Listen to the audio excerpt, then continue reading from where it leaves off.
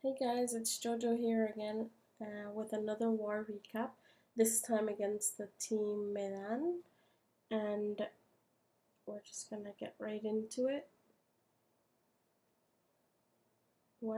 This is what we did to their bases. We're not able to 3-star a bunch of their Town Hall 9s, but then all their Town Hall 8s were 3-starred. And then for Amos, it was about the same story where it was they were not able to 3-star most of our Town Hall 9s, and then they left some of our Town Hall 8s not 3-starred as well. So the first attack that I had liked was this one here by Trey on their number 17, and he is bringing a Zapquake Dragloon attack. So here it is, he'll zap this first air defense, and then he comes in with his dragons from the 9 to 12 o'clock position. Just remembering to take out those builder huts just so that the dragons don't have to go all the way back after the rest of the raid has finished. So there he drops his final 2 dragons, then he drops his balloons, and then right when they're targeting the CC dragon, he drops the poison and the rage, so that when that's finished, the balloons and the dragons literally just zoom right into the core and knock out those 2 air defenses extremely quickly. And at this point he has 8 of his dragons and only 2 archer towers and a Tesla and a wizard tower that can hurt his dragons. So from there, the dragons did split, but they're just gonna get back on track and knock out that 1 archer tower and then the final Tesla, and after that it's cleanup. Oh, it's finishing that cleanup.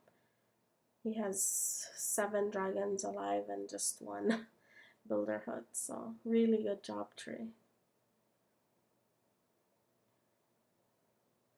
I had also liked this attack by First on number 12, and this is the same base that we had seen in the war before, that I had said that we'd seen it a few times, and Eddie just shows us another way to take it out.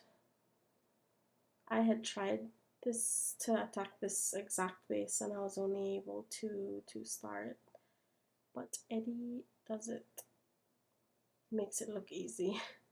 So he had lured the CC troops, and then he drops a 2 poison on the dragon and the balloon, and then he comes down from the bottom with 2 golems, drops a bunch of wizards to clear up all of those trash buildings in front, and then his wall breakers to open up that first compartment where there are 5 defensive buildings. So the golems will have to clear that area out first, and then they will head out. They will continue forward because he dropped that jump for them. So he drops the jump and then a rage, so that they are under rage when they are taking care of the king and the enemy king and queen. And then he's already dropped his hogs, most of them on the 3 o'clock position, and then continues and reinforces it in the 2 o'clock position. So he's going in like an anti-clockwise direction.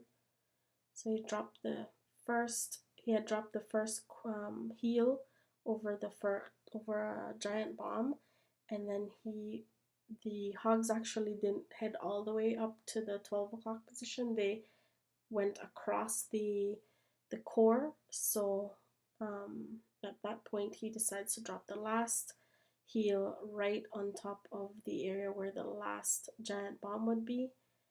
So they were all under heal when they had to take that out. And as you can see, he has maybe, I'd say 8, maybe 10 hogs alive at the end of this raid. So good job, Eddie.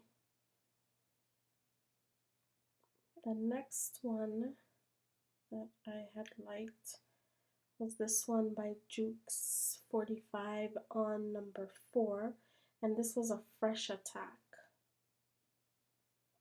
So what he does is he will come from the bottom with his 2 golems, bunch of wizards to create the funnel, has already released his queen so that when he drops the wall breakers to break the first part of the wall, then he's gonna have them take care of the enemy CC troops, which he did drop a poison for, and then from there dropped a jump so that the golem and the king and the wizards are able to go into the core to take care of those of the enemy king and queen. So while the queen was busy trying to attack the golem, the king just came right behind and took her out pretty easily. So when the queen and the king, the enemy queen and king are dead, he releases his hogs. And when they were under a lot of fire, he just dropped his first heal, and then he reinforced his hogs and then dropped the second heal so that they are able to, in that position that he thought maybe there could have been a giant bomb, but there actually was just a Tesla. So, but on a fresh attack, you never know where the giant bombs will be, so you just have to try your best at figuring out where they could be. So there he has maybe 7-8 hogs, and that was the very last defensive building, and so that it's over. Good job, Jukes. And the last attack that I had liked was this one here that Cal did on number 3. It is a cleanup attack, and he's also one of our new guys that came over with Jesse. So what he does is he drops 4 hogs in order for them to completely knock out that archer tower and then be able to jump the second wall so that he could trigger the CC troops out. Then he drops his first poison. I'm going to speed that up, and then he drops his second poison just to knock out the dragon completely, and then he will come in from the bottom as well. So he drops the wizards, the first couple wizards, just to create that funnel so that the troops will head in from more of like the 4 o'clock position. So he drops the 2 golems and they start, and then lots of wizards behind them just to clear that up, and then drops his king and queen and then 4 wall breakers. So he wants that wall open. And so he lets in the king and the queen and then drops a jump for them so that they're able to get into that core area. He does rage them. No, he actually uses the king's ability when they were right when they did the first jump so that they could knock out that area quick. And so he has started his hog deployment from the top. So while those troops are busy with the golem in the core, the hogs are just going right around the ring, taking out those defensive buildings.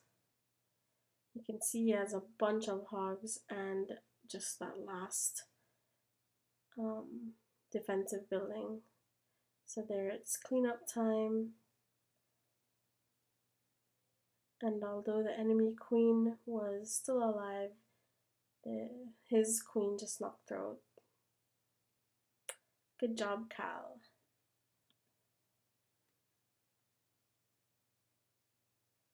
So we have found war again, and we are hoping that it is a good war for us. Take care and good night.